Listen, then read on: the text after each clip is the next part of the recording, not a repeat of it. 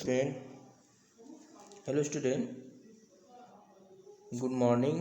Welcome to online PDF class में। आज जो बच्चों अपन पढ़ेंगे अर्थशास्त्र में, आज जो है 8वें भाग में बेरोजगार मांग के बारे में ध्यान देंगे। इससे पहले आपको बताया था रोजगार के अंतर्गत में।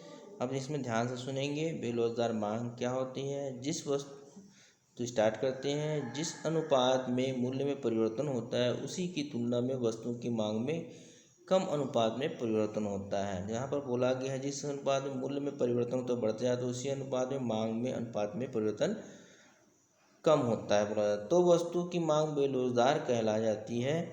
उदाहरण के लिए यदि कि वस्तुओं के मूल्य में 25% वृद्धि होने पर वस्तुओं की मांग में केवल 5% कमी आ जाती है तो मांग बेरोजगार रोजगार इकाई से कम जो है। यहाँ पर मांग जो बताया गया है एक माइनस हो जाता है। देखो यहाँ पर ये मांग की लोच है और 1 हो जाएगा, ठीक है। तो अनिवार्य आवश्यकता की वस्तुओं की मांग बेरोजगार होती है।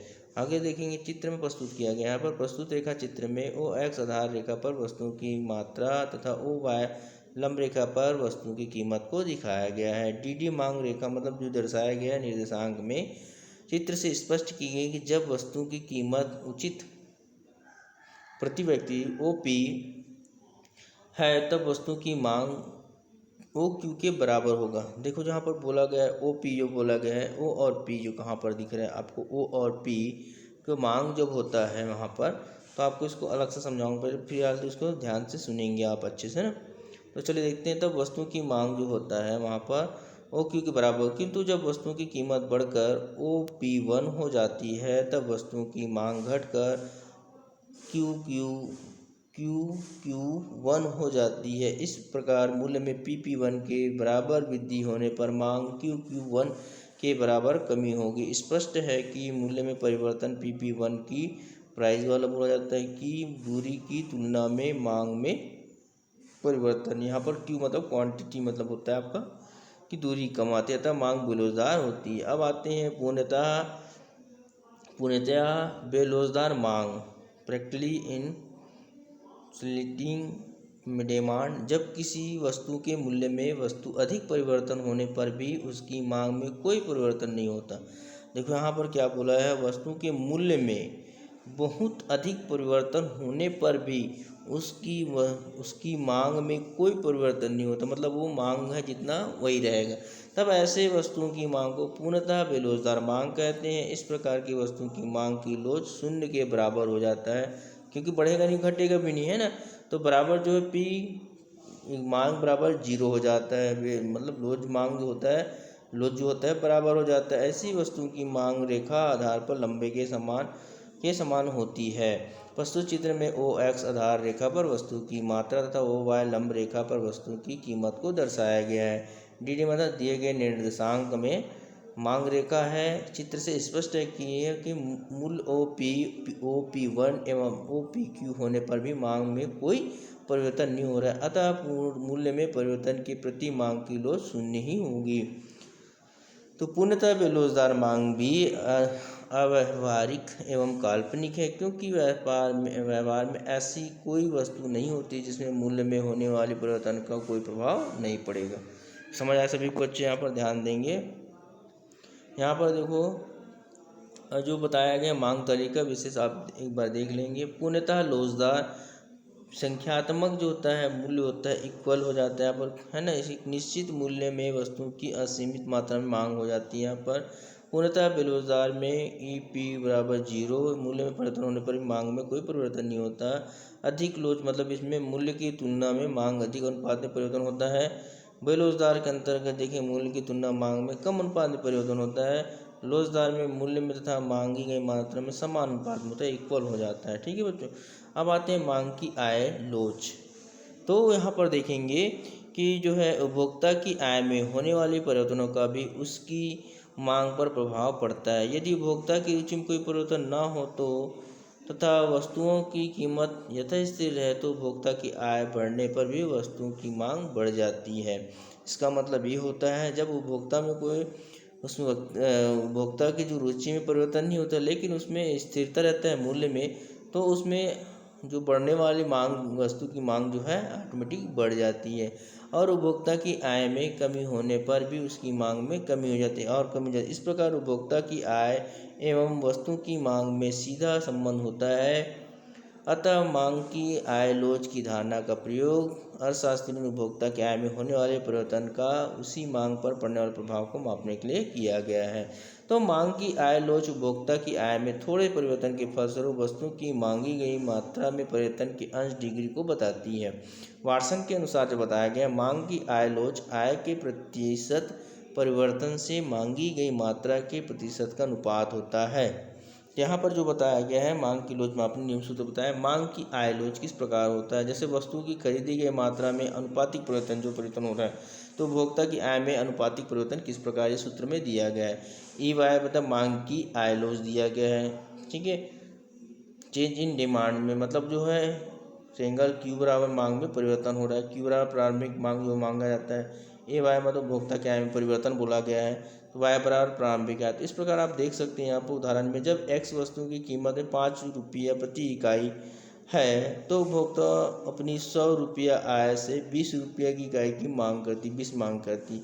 यदि एक्स वस्तु की कीमत में कोई परिवर्तन नहीं हो रहा है, किंतु उपभोक्ता की आय बढ़कर 150 रुपये हो जाने पर वस्तु की मांग में बढ़कर 30 इकाई की हो जाती है। जैसे 20 इकाई की मांग की थी, अब 30 इकाई का हो जाता है। ऐसी स्थिति में मांग की आय लोच होगी।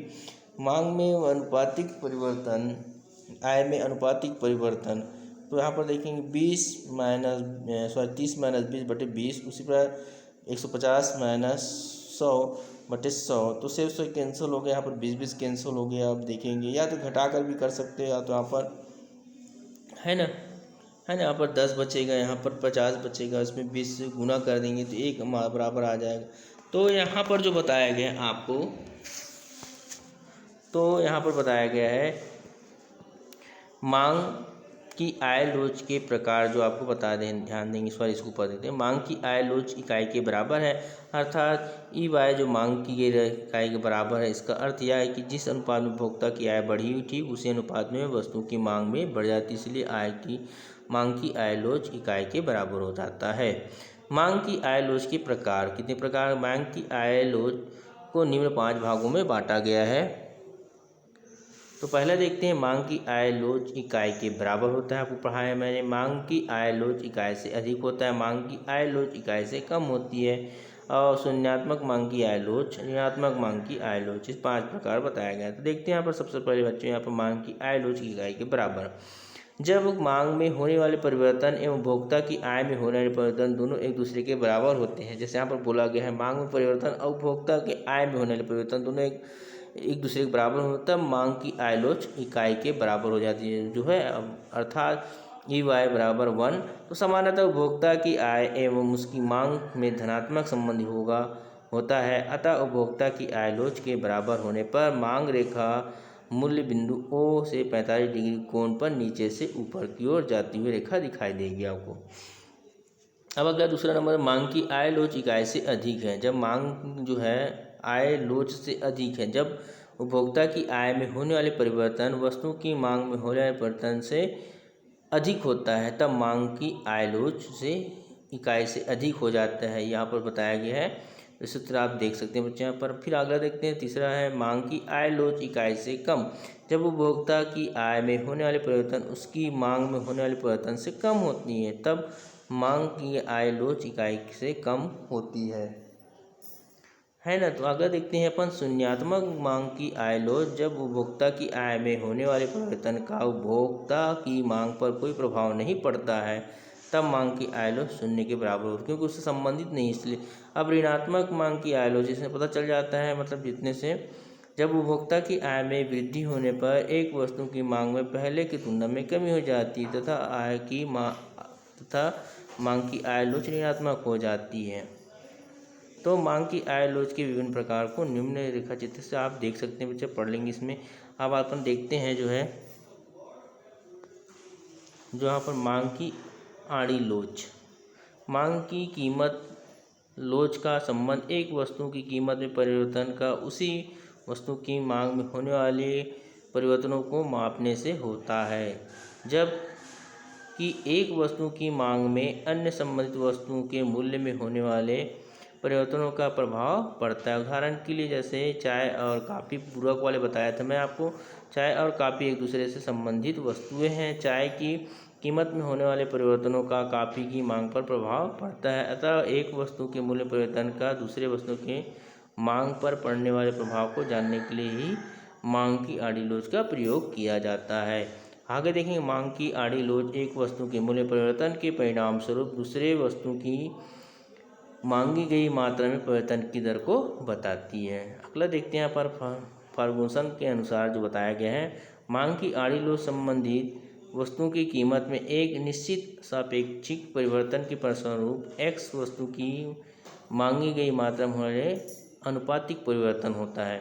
तो उदाहरण में देख सकते हैं यहाँ पर, मान लीजिए कि दो संबंधित वस्तु x व y है। ऐसी स्थिति में मांग की आड़ी लोच x वस्तु की मांग में हुई अनुपातिक परिवर्तन को y की कीमत में हुई अनुपातिक परिवर्तन से भाग देकर प्राप्त किया जा सकता है। ठीक है बच्चों, आज के लिए इतना ही। Good day. नेक्स्ट पार्ट में आपको आगे बताया जाएगा इसका।